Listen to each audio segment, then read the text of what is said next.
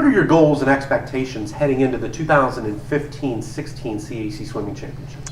For CAC champs this year, our goals are to continue to move up in the conference, to continue to score more points than we have in the past, and to get swimmers and relays to earn all conference honors for the first time. I think this year we're going to have our highest point total ever. We've got some male swimmers that should get NCAA qualifying times along with ECAC qualifying times, and we should give the rest of the conference a run for their money as we continue to push towards the top. Talk a little bit about some of your key losses from last season.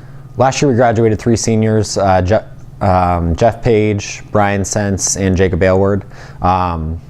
Fortunately, none of them were point scorers for us. They were all great leadership guys, but from a point depth standpoint, we're not going to be losing too much.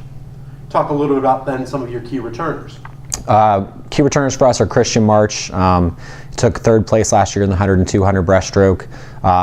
Earlier this year in November, he was ranked #1 in the nation for about 2 weeks and is currently inside the invited times list for the NCAA and has a great shot at making NCAAs. We've also got James Williams, who is a conference finalist in the backstroke events. Dion Yarbrough, another conference finalist in our backstroke events. Markel Proctor should have some strong showings in the freestyle events. And I think that's it for our returners. Mention something a little bit about some of your key newcomers then. Key newcomers on the men's side are Sydney Horton should have a phenomenal year. He's one of the best sprint freestylers in the conference. And then we've got one of our biggest freshman classes, about 12 guys. They should add some depth with all the relays. Talk about your schedule and how it impacts the team leading up to the CAC Championships.